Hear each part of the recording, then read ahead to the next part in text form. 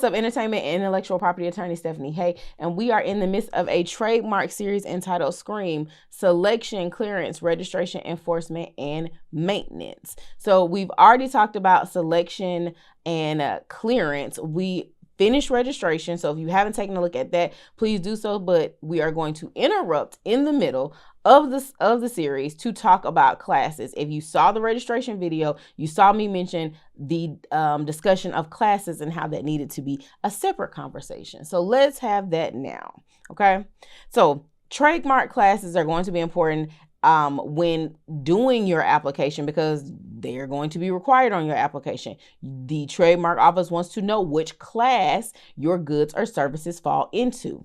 The trademark office has 45 classes. Your trademark should fall under one of those 45 classes.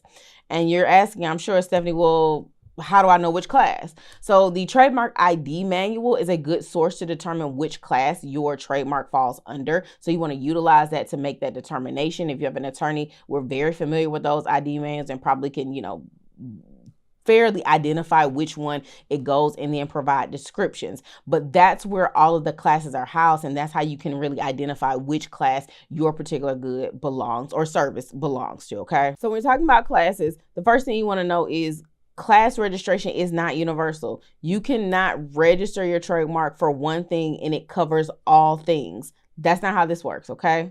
You have to select a class. There are 45 classes. You select 1 through 45. Can you select multiple classes? Yes, you can.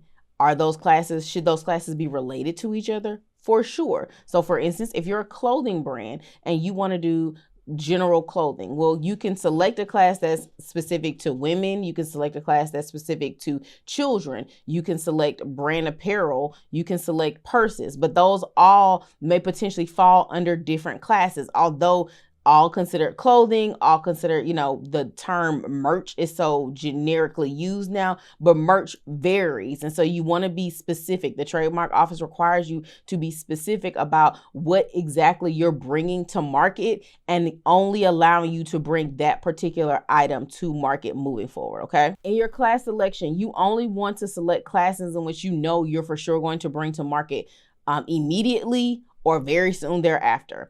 I've had clients who, for instance, want to bring a bunch of different products to market, but only have maybe 3 things that they are bringing to market within 6 months. And the other items are things they hope to one day bring to market. No, we want to register the things that we know we're going to bring to market most immediately and then save the other things for later. You can come back and register in other classes. So it is not a one-time situation where if you don't register them all now, you miss out. Essentially, you are only looking to register the things that you can bring to market the most quick and efficient way possible. Okay, so keep that in mind when selecting which classes, because of course you're also paying for each of those classes. So you're paying that $250 fee for each of those classes.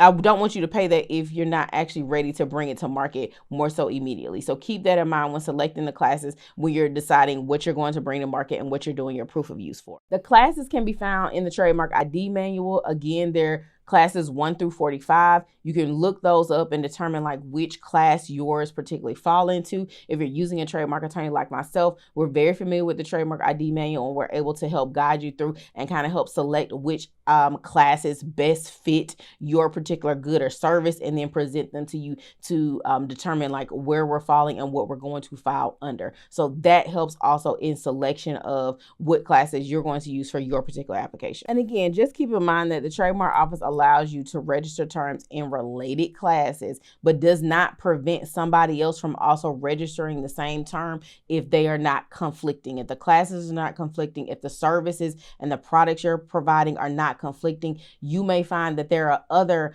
companies and service providers out there using the same name but doing something completely different. And that's okay, because that's what they want. They want the marketplace to essentially still be fluid as long as we are not conflicting and the consumers are not confused. So keep that in mind when selecting your mark, but also when selecting what classes you're going to register in. They want fair competition as long as we are not conflicting and confusing the consumer, okay?